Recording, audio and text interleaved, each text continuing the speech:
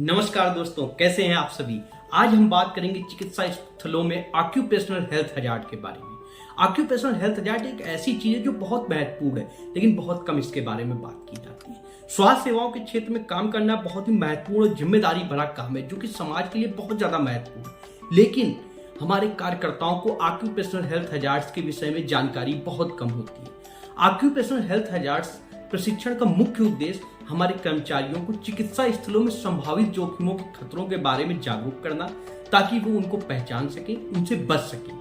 यहाँ पर प्रशिक्षण कर्मियों को ये योग्यता होनी चाहिए कि वो अपने ऊपर आने वाले खतरों से अपनी और अपने परिवार और अपने स्वास्थ्य की रक्षा कर सकें। स्वास्थ्य सेवा प्रदाताओं को विभिन्न प्रकार के स्वास्थ्य संबंधी जोखिमों के बारे में खतरा हो सकता है, जैसे कि किसी रोगी के संपर्क में आने के कारण कोई संक्रामक रोग हो जाए, कुछ चिकित्सा उपकरणों के उपयोग में कोई त्रुटि हो जाए, किसी विषाक्त पदार्थ के संपर्क में आ सकते हैं और कई दवाओं के भी हानिकारक इफेक्ट होते हैं। सो ऑक्यूपेशनल हेल्थ हजार्ड को अगर हम डिटेल में बात करें तो बहुत ही एक बड़ा टॉपिक है, लेकिन आज हम इसको ब्रीफ में बात करेंगे, है ना।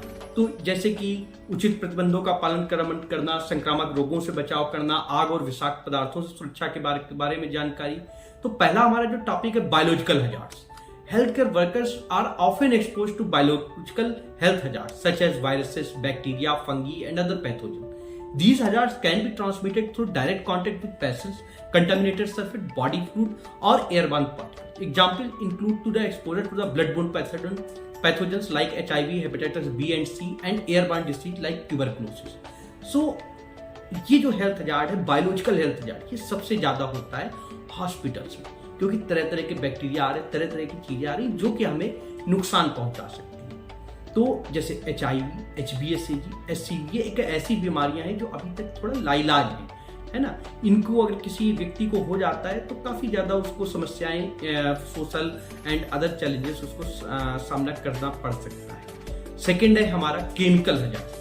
Hospital use a wide range of chemicals for cleaning, disinfection, sterilization, and medical treatment. Exposure to the hazardous chemicals such as disinfectant, sterilization agents, chemotherapy drugs, and anesthetic gases can occur during the handling, administration, disposal, and prolonged exposure to these chemicals can lead to the respiratory issues, skin irritation.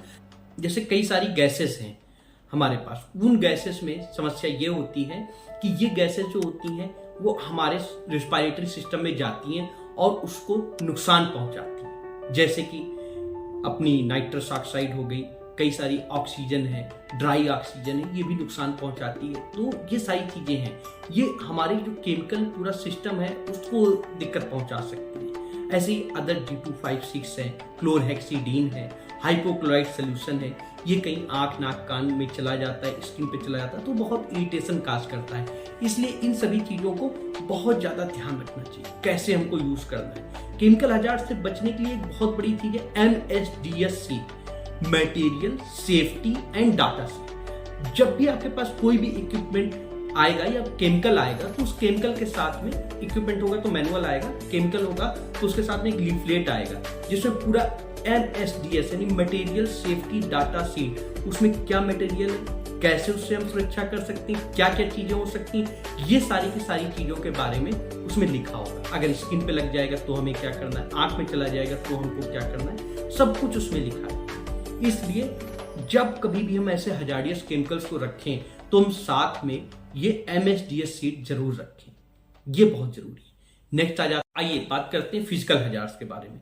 Health care workers may encounter various physical hazards in hospitals, including ergonomic hazards, noise, radiation, temperature extremes, improper lifting and of patients, handling techniques can lead to the musculoskeletal injuries, while exposure to the high level of noise from medical equipment, construction work can cause the hearing damage. And healthcare workers in certain departments like radiology and nuclear medicine may also be exposed to ionizing radiation, posing the risk of radiation related health issue. So physical जो health hazard है उसमें ढेर सारी चीजें आ सकती हैं। गलत तरीके से हमने मरीज को उठा लिया है ना, कहीं रेडिएशन हो रहा है वहां पे हम चले गए, तो ऐसे करके फिजिकल हजार्ड भी बहुत ज्यादा है। कहीं स्लिप हो गए, कहीं ट्रिप हो गए, है ना, पेशेंट को लेके जा रहे थे, गिर पड़े, पेशेंट गिर गया, तो ऐसी चीजें हो सकती हैं। तो फिजिकल हेल्थ हजार्ड से भी बचना हम सभी की पहली प्राथमिकता होनी चाहिए। नेक्स्ट आइए जानते हैं साइकोलॉजिकल हेल्थ हजार्ड्स के बारे में। Working in high stress environment like a hospital can contribute to the psychological hazards. Healthcare workers may face psychological stress, burnout, workplace violence, harassment, and long working hours. Dealing with critically ill patients, emergencies, emotional situations can take a toll on mental health and well-being.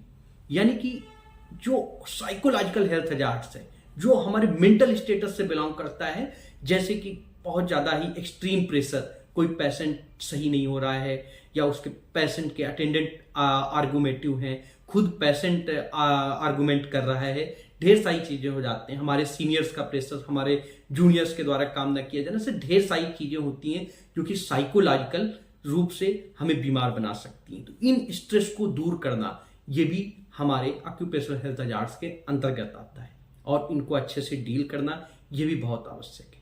Next आइए बढ़ते हैं infectious disease hazards. Hospitals are the breeding ground of infectious disease and healthcare workers are at the risk of contracting illness from patients or contaminated surface in addition to the aforementioned biological hazard. Emerging infectious disease and antibiotic resistant pathogen present ongoing challenges. Adequate personal protective equipment and infection control measures are essential to prevent the transmission of infectious disease among healthcare workers and patients. So जो हमारा ये infection से बचना ये सबसे बड़ा health hazard है, क्योंकि तरह तरह के बैक्टीरिया हॉस्पिटल में ग्रो होते हैं और वो अलग अलग सरफेसेस पे, बॉडी फ्लूइड पे, हर जगह होते हैं। इनसे बचना बहुत ही जरूरी होता है। सबसे बड़ी बात इसमें से मल्टी ड्रग रेजिस्टेंस जो बैक्टीरिया होते हैं वो और भी ज्यादा खतरनाक होते हैं। यानी कि ऐसा बैक्टीरिया जो कि कई सारी एंटीबायोटिक से रेजिस्टेंट कर चुका है, वह बैक्टीरिया अगर कभी पाया जाता है तो ये बहुत ही ज्यादा सिचुएशन वर्स्ट हो सकती है। तो इनसे बचाव करना, इन्फेक्शियस डिसीजेस से बचाव करने के लिए हमारे पास में 2 ही 3 चीजें हैं। सबसे पहली जो चीज है हैंड हाइजीन को फॉलो करना। हैंड हाइजीन हमने एक अपने अलग टॉपिक में, अलग वीडियो में आपको बताया हुआ है। साथ ही में पीपी, पर्सनल प्रोटेक्टिव इक्विपमेंट्स को यूज करना, यह बहुत जरूरी है।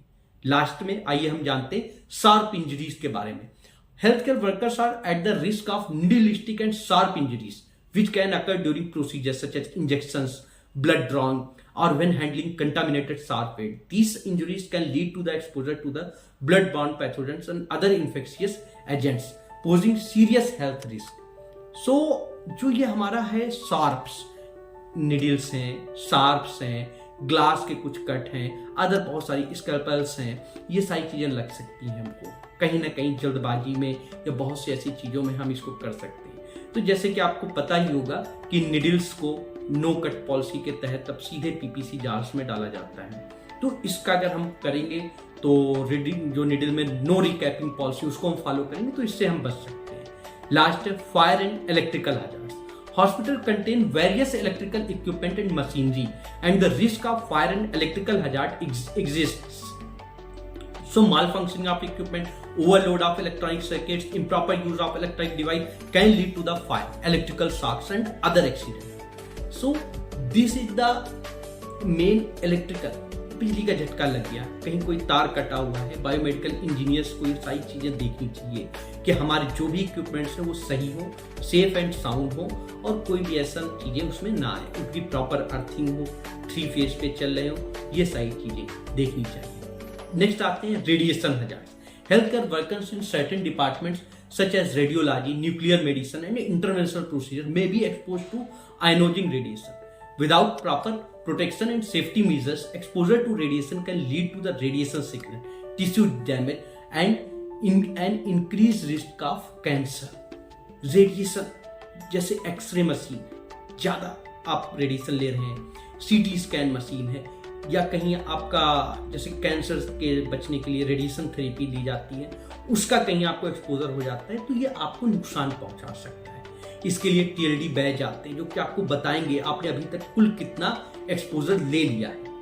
तो ऐसी चीजें टीएलडी बैच है, लेड एप्रेंस है, अपना थायराइड सीड है, गोनेडल सीड है, इन चीजों का यूज करके आप रेडिएशन हजार्ड से बच सकते हैं। सो ये सारी चीजों का अगर आप फॉलो करते हैं तो आपको कहीं ना कहीं फायदा जरूर मिलेगा। स्वास्थ्य सेवाओं के कर्मियों को संभावित खतरों की पहचान और उनसे बचाव के तरीकों के बारे में जरूर से जरूर पता होना चाहिए और उन सभी चीजों को अपने काम का हिस्सा मानना चाहिए।